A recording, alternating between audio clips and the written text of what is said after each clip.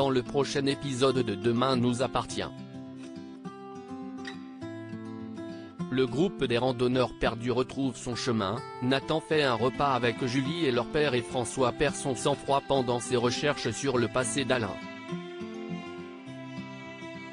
Attention, les paragraphes qui suivent contiennent des spoilers sur l'épisode de Demain nous appartient diffusé mercredi soir sur TF1. Si vous ne voulez rien savoir, ne lisez pas ce qui suit. Mercredi 1er février dans Demain nous appartient. François perd son sang-froid. Sylvain se réveille de son coma sans séquelles neurologiques importantes.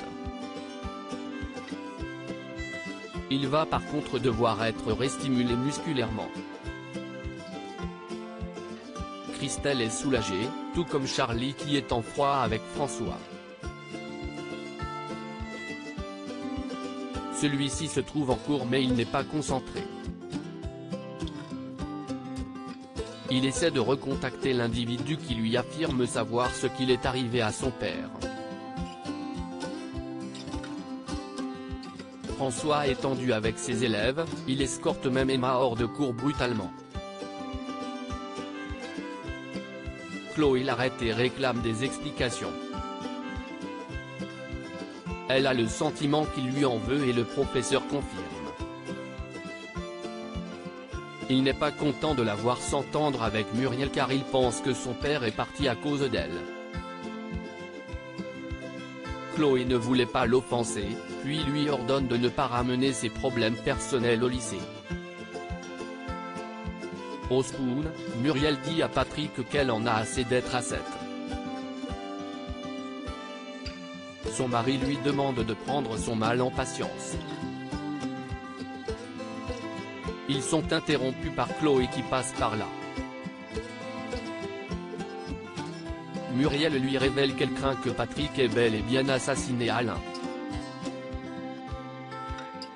Elle veut découvrir la vérité. Pour ce faire, elle fouille dans l'ordinateur de son époux. Chloé pense que c'est une mauvaise idée mais reste à ses côtés pendant qu'elle fouine. Muriel trouve quelque chose et fonce au poste avec Chloé. Elle montre à Lisa des mailles dans lesquelles Patrick fait du chantage à quelqu'un. Muriel affirme aussi que c'est bien son mari qui a tué Alain. Au même moment, la personne anonyme qui a joint François lui réclame 2000 € contre des informations. Charlie le rejoint à ce moment-là et elle lui donne des nouvelles de Sylvain. Il est content d'apprendre qu'il va bien.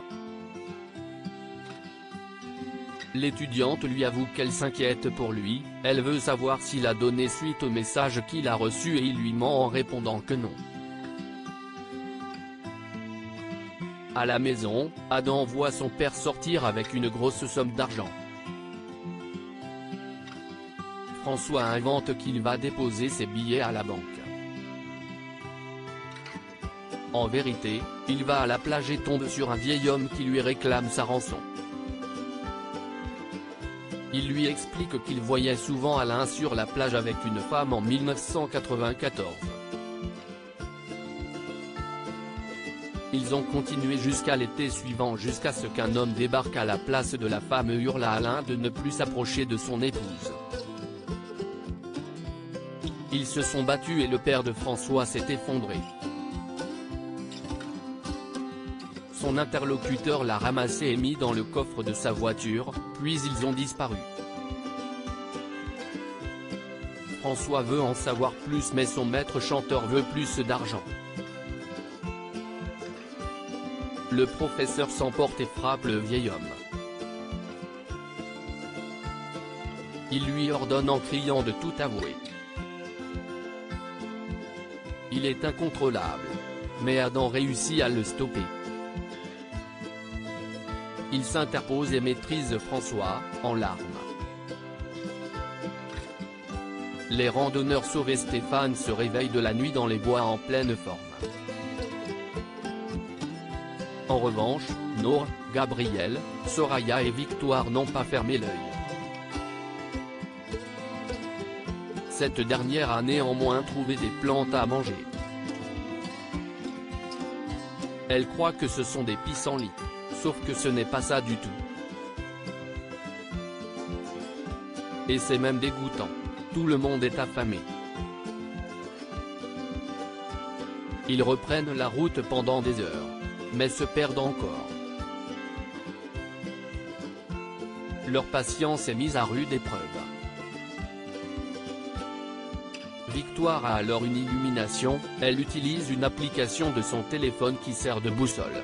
Le groupe revient sur ses pas peu à peu. Et court au Spoon pour dîner. Ils font un repas gargantuesque.